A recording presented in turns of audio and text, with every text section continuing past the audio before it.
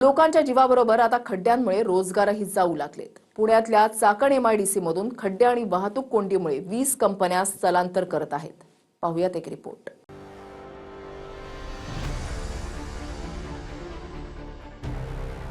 लोकांचे जीव जात असतानाच आता राज्यातल्या खड्ड्यांमुळे बेरोजगारीचंही विघ्न ओढावू लागलंय। पुण्यातल्या चाकण एमआयडीसी मधून 20 उद्योगांनी त्यांच्या कंपनीला टाळं लावण्याचा निर्णय घेतलाय। सततची वाहतूक कोंडी, भीषण रस्ते आणि खड्डे आणि वारंवार होणारे अपघात यामुळे 20 कंपन्या त्यांचा उद्योग आता साताऱ्यामधल्या खंडाळा एमआयडीसी मध्ये स्थलांतरित करणार आहेत।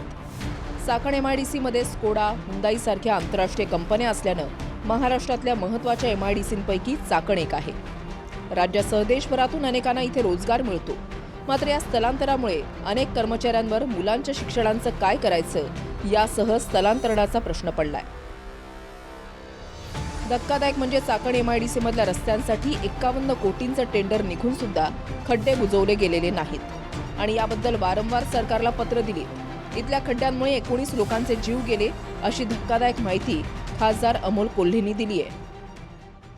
आज तुम्ही चाकण एमआयडीसीची जर परिस्थिती बघितली तर अतिशय दारुण परिस्थिती आहे। 1.5 लाख कोटीपेक्षा जास्त महसूल आणणारा जो इंडस्ट्रियल बेल्ट आहे तिथे अक्षरशः खड्ड्यांचं साम्राज्य आहे।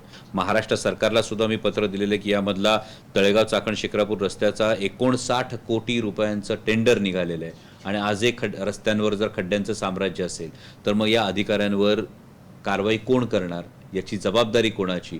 गेल्या जवळपास काही दिवसांमध्ये 19 जणांचा जीव या खड्ड्यांमुळे गेलेला आहे। मग या अधिकाऱ्यांवर, या कंत्राटदारांवर सदोष मनुष्यवधाचे गुन्हे दाखल होऊ नयेत का?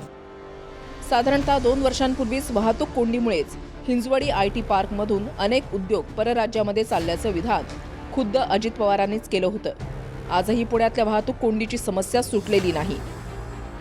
आपलं वाटोळ झालं, आपली हिंजवडीची सगळे आयटी पार्क चाललं बाहेर माझ्या पुण्यातनं महाराष्ट्रातनं बाहेर काही तुम्हाला पडलेलं नाही।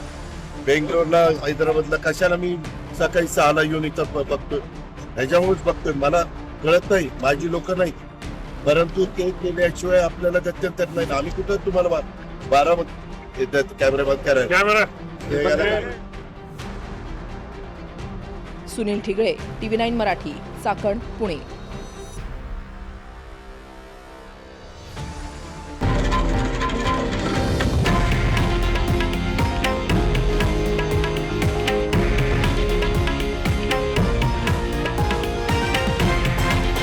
हे आहे देशातील नंबर 1 न्यूज नेटवर्क आणि आपण पाहत आहात TV9 मराठी, एकमेव।